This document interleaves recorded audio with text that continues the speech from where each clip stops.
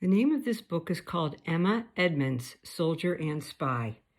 It was written in 2008 by author Rita Milios and published by the McGraw-Hill Company. This story is read by the Major Nathaniel Mitchell chapter of the National Society of the Daughters of the American Revolution.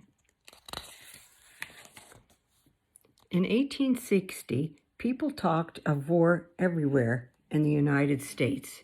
They asked, would there be a war between the states? Would the country pull apart? Would the slaves be set free? Soon the North and South would fight. Men were called from every town to fight. They rode off to join the Civil War. It was 1861. Emma Edmonds was living in Flint, Michigan. She had come to Flint from Canada in 1859. Edmonds had worked on her family's farm, but her life had been miserable. When she was 17, she decided to take a chance and moved to Flint. Edmonds was worried about the war. She felt strong ties to her new country. She thought about its future. She wanted to have a bigger part in the war than women could have at that time. Edmonds wanted to help rather than idly wait for the war to end.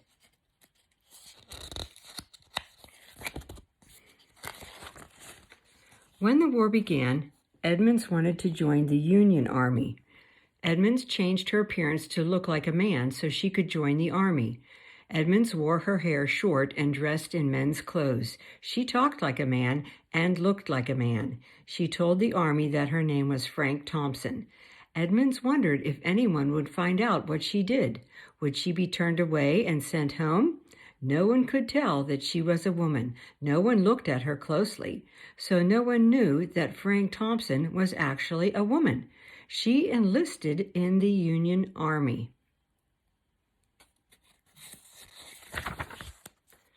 Edmonds worked as a male nurse in the Army. She always seemed more worried for others than herself. I went to war to nurse the sick, she said. She worked long hours as a nurse. Later, she carried mail, which gave her a chance to travel. Soon she delivered more than mail. She delivered secrets. Edmonds became a spy for the Union Army. First, Edmonds concealed the way she looked. She dressed as an African-American man. She named the man Cuff. Edmonds found a way to turn her skin dark. She sought cover at night. Wearing a black wig, she ran across enemy lines.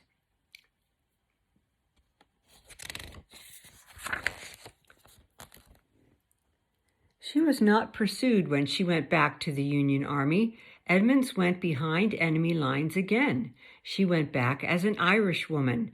On her return, she got hurt, but she did not quit. She went across enemy lines many times. Sometimes she was Cuff. Sometimes she was dressed as a different person.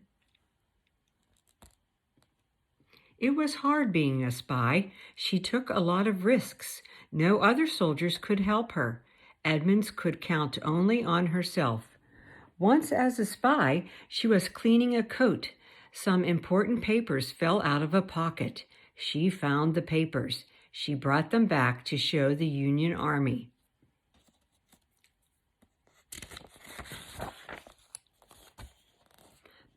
The long hours were hard, and Edmonds became ill. In 1863, she caught malaria, a dangerous disease. She had been sick before. Each time she had gotten better on her own. This time was worse.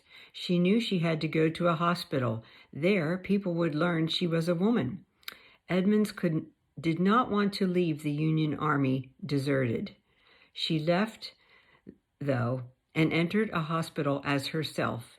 Once she was well, Edmonds worked as a nurse. This time she did it as a woman. After the war, she wrote a book called Nurse and Spy in the Union Army. Soon people knew the truth. Emma Edmonds was really Frank Thompson.